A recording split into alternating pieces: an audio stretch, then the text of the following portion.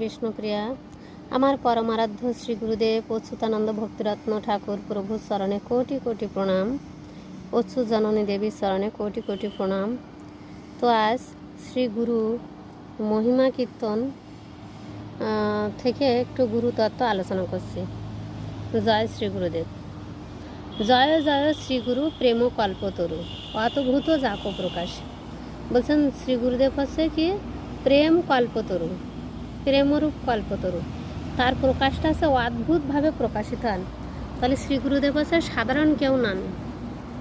সাক্ষাৎ হরিতেন সমস্ত শাস্ত্রই রুক্ত স্ততা ভগত এব সদ্বি, কিন্তু প্রভুর যা প্রিয়বতস্য বন্দে গুরু শ্রী চরণারবন্দম।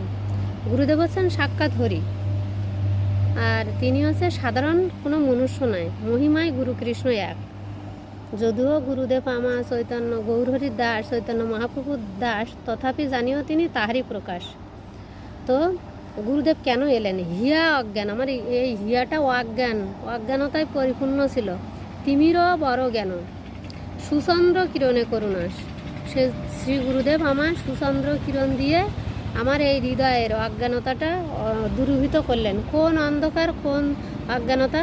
কৃষ্ণকে না জানার নাম অজ্ঞান, অর্থাৎ বিষ্ণুপ্রিয়াকে না জানার নাম অজ্ঞান, আর সেটাইকে বলা হচ্ছে। তো এই অজ্ঞানতাটা ছিল, তাই আমাকে সেই জ্ঞান প্রদান করলেন। সুচন্দ্র কিরণে করুণাস, ইহলোচন আনন্দধাম। শ্রী গুরুদেবের চরণটা হচ্ছে আনন্দধাম। যে চরণ স্মরণ করলে আপনি চিন্ময় জগতের সন্ধান পাবেন, ভগবত ধামে ফিরে যেতে পারবেন। এই সংসাররূপ দাবানলে আপনাকে কষ্ট পেতে হবে না। এই মায়া চক্রে মৃত্যুময় জগতে বারবার আবর্তিত হতে হবে না। তো বলছেন যে যিনি কায় মনোবাক্যে সদ্গুরু চরণ আশ্রয় করে যিনি শ্রী গুরুদেবের সেবা করেছেন, তিনি পরম গতি লাভ করেছেন। স্বয়ং ভগবানই শ্রী গুরুরূপে এই জগতে প্রকাশিত হন। কেন? অযাচিত। তিনি কেমন কৃপা করছেন? অযাচিত, যে সে সেধে। কারণ ভগবানেরই তো করুণা নিয়ে তিনি এসছেন। তাই বলছেন যে অযাচিত মোহেন পতিথেরি যোপুহ, যা আছি দয়াল হরিনাম। তিনি যে সে সেধে এই হরিনাম বিলি করলেন। জয় শশীনন্দন, জয় গৌরহরি, বিষ্ণুপ্রিয়ার প্রাণনাথ নদিয়া বিহারী। যে সে সিধে কেউ চাইছেন না, কিন্তু কলিহত জীবদের তো উদ্ধার করার জন্য তিনি এসছেন করুণারূপে।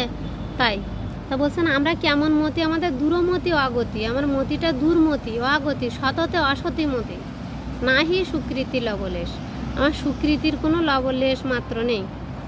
তো বলছেন শ্রী বৃন্দাবনও যুগল ভজন, বৃন্দাবনে রাধাকৃষ্ণ যুগল ভজন করার উপদেশ দিলেন।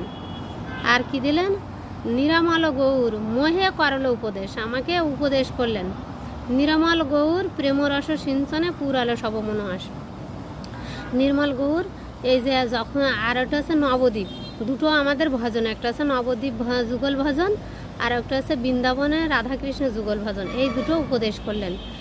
সবার আশা পূরণ হয়েছে কিন্তু এই নদিয়ায় এসে। এই জন্য বলছেন যখন নির্মল গৌর প্রেমরস, গৌরের প্রেমরস যখন আমরা পেলাম, সিঞ্চনে পুরালো সব মনোহাস। তো সেই গৌরহরিকে কে বক্ষে ধারণ করেছেন? বিষ্ণুপ্রিয়া। বিষ্ণুপ্রিয়াকে যখন পাওয়া হচ্ছে, তখন আমার সমস্ত আশা পূর্ণ হয়ে যাচ্ছে। তো সেজন্য আমাদের ভজনটা হচ্ছে বিষ্ণুপ্রিয়া গৌরের যুগল ভজন আর রাধাকৃষ্ণের যুগল ভজন। এটা শ্রী গুরুদেব উপদেশ করেছেন। চরণ অম্বুজ, অম্বুজ শব্দের অর্থ হচ্ছে সাগর। সেই চরণ সাগরে, সেই করুণার চরণ সাগরে যা রতি না হইলে রহত বৈষ্ণব দাস।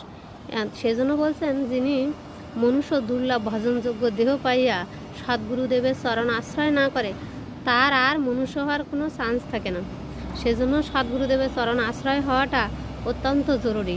তো আমরা অত্যন্ত ভাগ্যবান, আমরা ব্রহ্মাণ্ড শ্রেষ্ঠ শ্রী গুরুদেব অচ্যুতানন্দ দাস ভক্তিরত্ন প্রভু, অচ্যুতানন্দ ভক্তিরত্ন প্রভুকে পেয়েছি, যিনি সর্বশ্রেষ্ঠ কলিযুগের ভজন শ্রী বিষ্ণুপ্রিয়া গৌরের যুগল ভজন দিয়ে গেছেন।